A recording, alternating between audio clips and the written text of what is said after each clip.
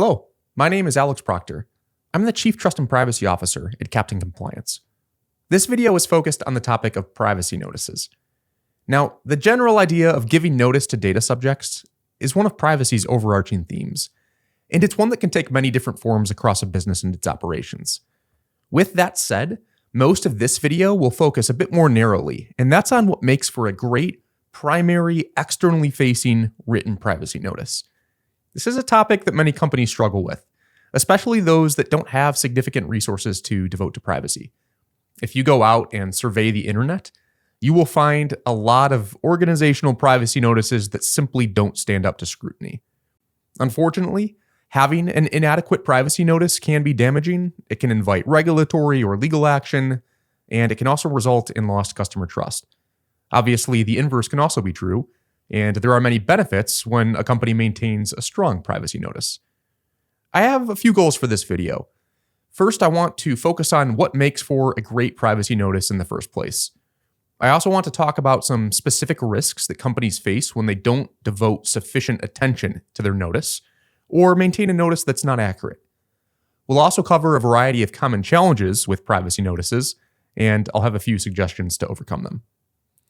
As I do in most of these videos, I'd like to share a couple of quick disclaimers.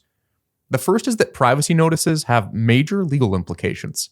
Suffice to say, your legal team should have a major role in maintaining your privacy notice, whether you're writing it for the first time or making changes or anything of the sort. Second, I represent Captain Compliance. We are a privacy technology company, and we've actually created an adaptive privacy notice solution which helps address many of the challenges that we'll be discussing today. This is intended to be an educational video. It's not about our solution, but I realize that our platform may be of interest to some viewers, so I'll share contact information and details in the video description for those that are interested in learning more on that front. Okay, enough said. Let's get into it. So we've all seen and been prompted to agree with various types of privacy notices on the internet. Just about everybody's had this experience, probably with varying degrees of interest. Let's think about the purpose of these notices. A privacy notice is a publicly available statement that explains how an organization collects, uses, shares, and protects personal data. In addition to describing the organization's data processing practices, it should also be designed to inform individuals about their rights and how they can execute them. I'll take a quick sidestep here and mention that there's technically an important distinction between a privacy notice and a privacy policy. As I've just mentioned, a privacy notice is intended to be externally facing. In contrast, a privacy policy technically refers to an internal document which should govern how employees and other internal stakeholders handle personal data. The reason I wanted to mention this is because you will frequently see externally facing privacy notices referred to as privacy policies. It's extremely common, even large companies do it. I'm guilty myself. I'm going to put the words privacy policy in this video's title. It's probably the term that people will search for. This isn't something to get hung up on at all. It's just another area where privacy terminology can get a little crazy. I just wanted to mention it so that if you're accountable for this, you can choose between the more precise term or potentially the more recognizable term. I should also address one more potential point of confusion, and that is that a privacy notice may differ from a consent notice.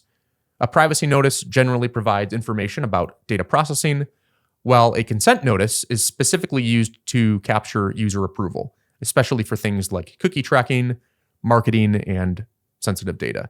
Sometimes they may be the same thing, sometimes they may not. Okay, so with the privacy dictionary out of the way, let's review a few types of elements that you'll typically find in a well-structured privacy notice.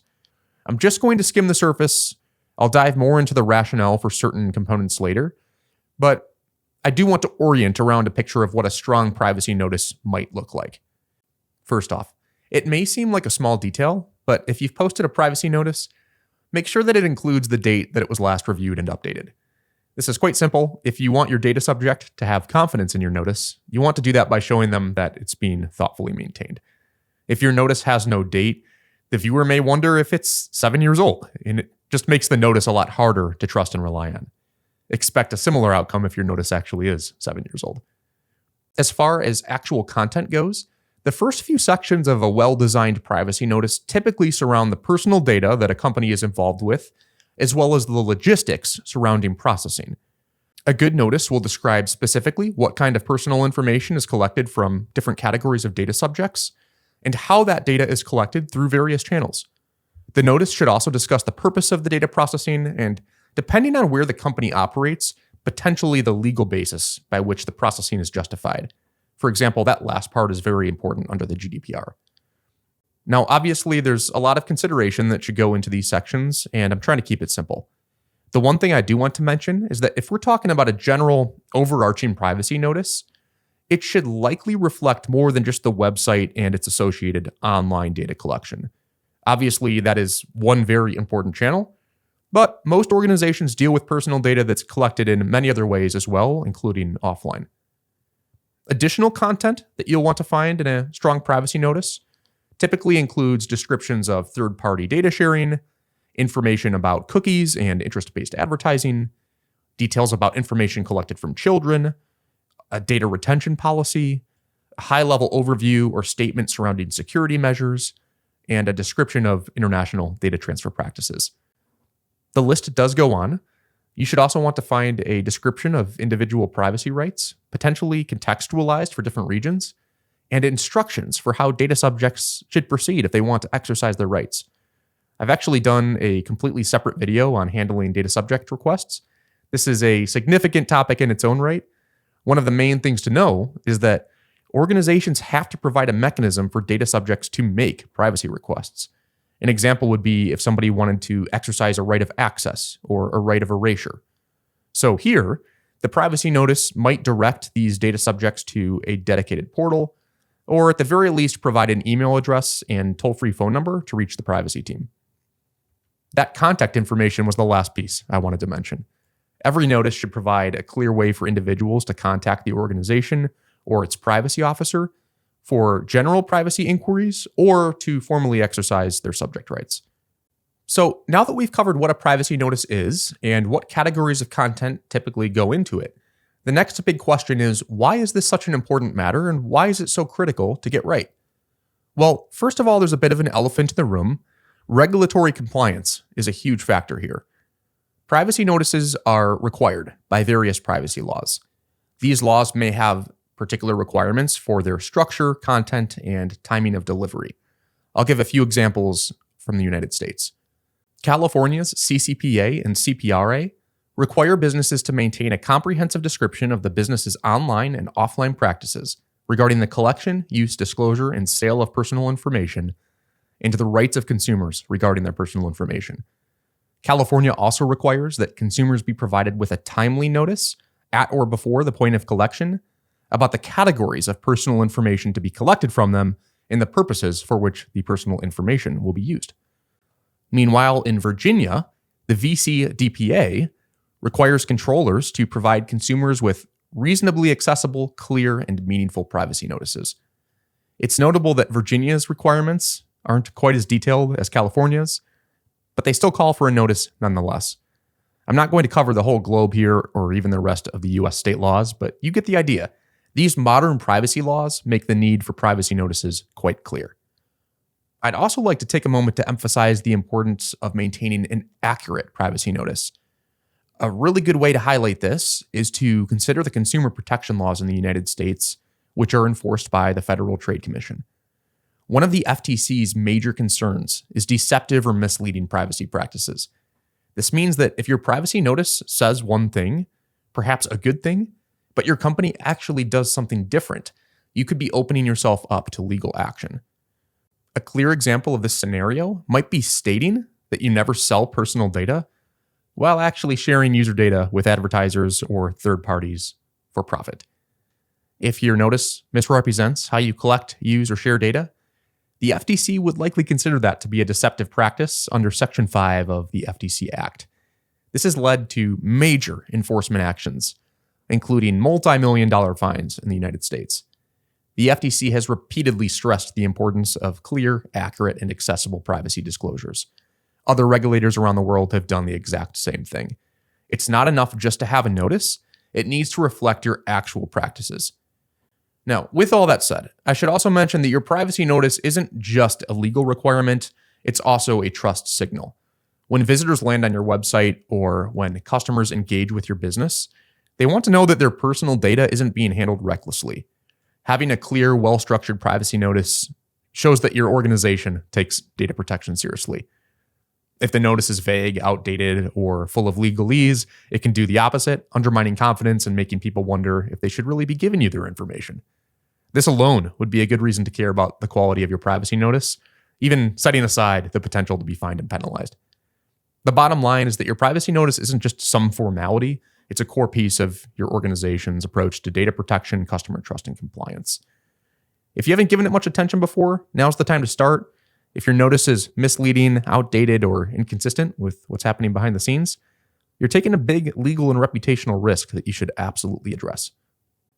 Now that we've covered the importance of maintaining a privacy notice, and an accurate one at that, let's talk about something that challenges a lot of organizations: keeping it current. Unfortunately, a privacy notice is not a set and forget type of document. Laws change, your business evolves, and your data handling practices change. Many organizations fall into a trap of letting their privacy notice become outdated. This is where things can get extremely risky for all those reasons that we went over in the previous section. One of the big challenges here is keeping up with new privacy laws.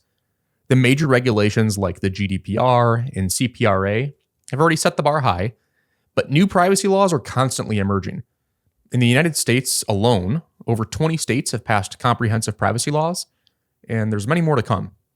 While these laws are generally similar, they are not all the same, and each emerging law may require special handling in your privacy notices. To give some color to this, let's think about how the data subject rights differ between the laws. Not every state provides the same rights. For example, Delaware, New Jersey, and Oregon have all passed laws with somewhat unique rights relating to third-party data disclosure. While in a separate example, Iowa chose not to include the otherwise very prevalent right to correct in their state law. The point that I'm making is that it's important to consider each individual law and potentially address them differently in your privacy notice based on where your data subjects are located. Also, beyond legal changes, your own business practices evolve over time. Maybe you launch a new product, expand into new markets, or start using different third-party analytics tools. Each of these changes could affect how you collect, process, or share personal data, meaning that your privacy notice needs to be updated. Otherwise, you risk misleading users, leading back to the regulatory fines or consumer trust issues. So it all adds up to the fact that it's tough to keep a privacy notice updated amidst so much change. For companies operating in multiple jurisdictions, things can get even trickier. If you have multiple privacy notices or supplements tailored for different regions, every update needs to be synchronized correctly. I do have a few tips that may help you stay on top of this. First, schedule regular reviews. For most organizations, I'd actually recommend at least quarterly. I know that plenty of organizations try to do their updates annually, and that may be okay for some, but it's just a lot of time to pass between iterations. A lot can change in a week, let alone a full year. More frequent reviews will generally make for a better experience for everyone, and hopefully require much less effort with each iteration. Second, make sure that your notice updates involve collaboration across all your stakeholders. Legal, technology, cybersecurity, marketing, product, and privacy teams all may have valuable input for your notice. It may be a good idea to have one primary owner accountable for drafting and recommending changes, and then circulating that draft to obtain feedback from everybody else. Next, make sure that you maintain an audit trail. Keep records of when and why updates were made to your notice. If regulators ever ask how your notice has evolved, you should be able to show a clear record of past versions and when you made the changes. Finally, my last tip, automate where possible. You may consider using a privacy compliance platform that can track regulatory changes and streamline updates. I know I said I wouldn't be focusing much on our platform in this video, but I will put in one small plug. This is exactly what we're here to help with at Captain Compliance. One of the things that we do is build a profile of your company's practices and operating regions, and then recommend changes to your notice proactively as laws evolve and change. At the end of the day, the more that you can efficiently and effectively automate, the better, just like so many other aspects of privacy operations. Now that we've covered the importance of keeping your privacy notice maintained and up to date, let's talk about something just as critical, making sure people can actually access and understand it. A privacy notice that's hard to find, difficult to read, or buried in legal jargon just isn't going to be doing its job. Accessibility challenges can create compliance risks, frustrate users, and undermine trust in your organization. Let's break down some of the most common pitfalls. One of the most basic but surprisingly common problems is that privacy notices and their key content are often hard to locate. If users have to dig through multiple pages or find obscure links just to understand how their data is handled, that's a failure in accessibility. Your privacy notice link should be clearly visible in the footer of your website and in places where users provide personal information, like sign-up forms and checkout pages. If you have a mobile application, the notice should be easily accessible within the app settings and also during account registration.